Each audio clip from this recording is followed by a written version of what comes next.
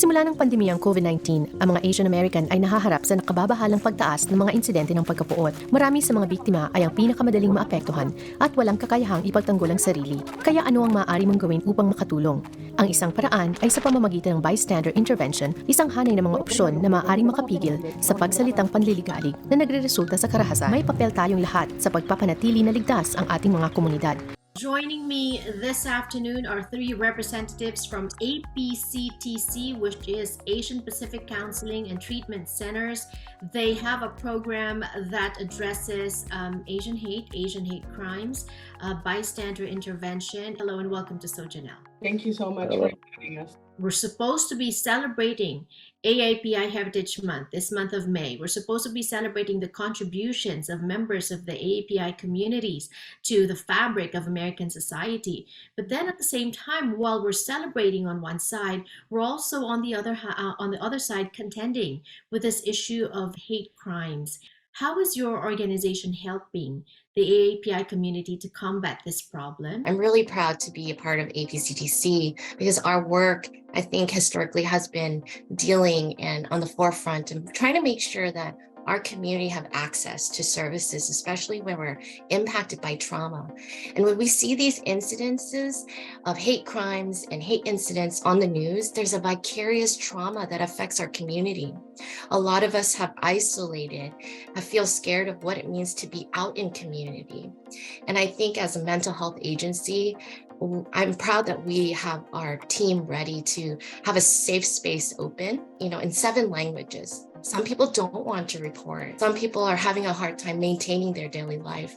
And we're here as a team to help them refigure and reclaim what it means to feel safe again in their community. This clinic actually started back in 1977. And at that time, there were a lot of immigrants coming from Asia. And so several of the mental health professionals thought we need to have a clinic specific for the AAPI. People who are immigrants who can speak their languages and get the support that they need from the community. And so they started Asian Pacific Counseling and Treatment Centers. It was at that time a county clinic, but there was so much limitation when you are a county clinic. There are only so many services that can be provided for the community. And so in 1991, our previous director thought, we need to privatize. And that way we can become a more comprehensive clinic. So we privatized and became a private nonprofit organization under the auspices of Special Service for Groups.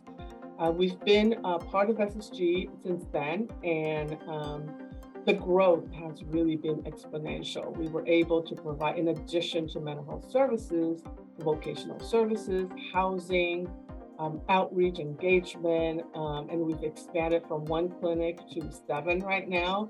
And so you can see the need is just growing, and we are just happy where we're at right now. When something happens, we go to our community. We go to our church leadership. We go to our friends and family, our uncles and aunties, right?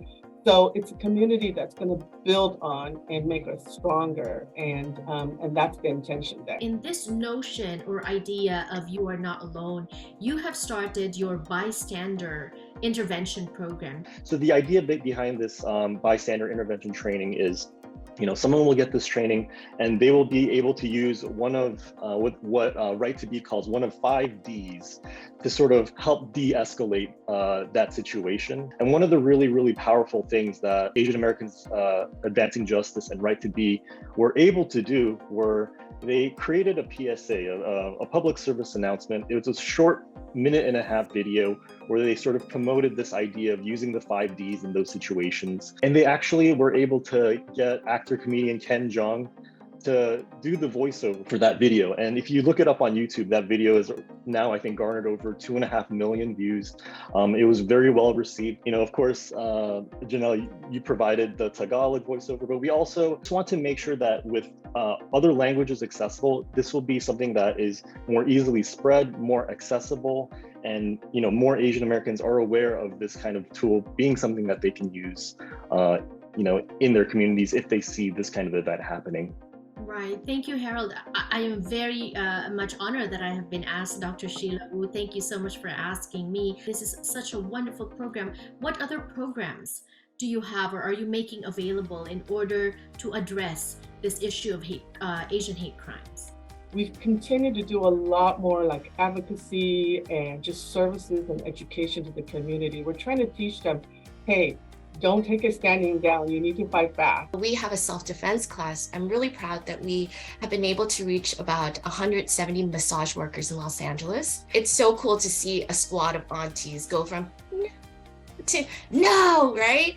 And being able to set that boundaries that no, we do not deserve violence. We do not deserve racial slurs attacked at us. We are not doing anything wrong. And I think what's really important is if it's affecting your sleep, and you're not being able to work, it's affecting how you are showing up for your family.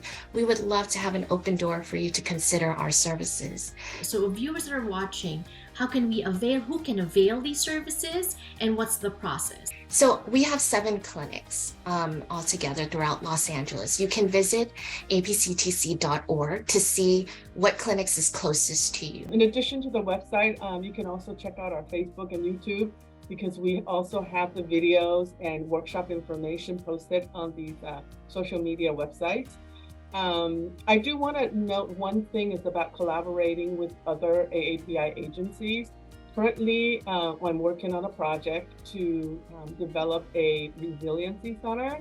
And so it's going to be funded by the Federal Office of the Victims of Crime through the Anti-Terrorism and Emergency Assistance Program. Also, for your viewers who are in the Inland Empire, APCTC does have a Riverside sort of offshoot Facebook page, so they can look up Riverside APCTC for specific Inland Empire resources. And so we're kind of pulling our communities together and our resources together to develop something for the AAPI community. We as a community have a responsibility and have the creativity to rethink about how we can help all of us feel safe.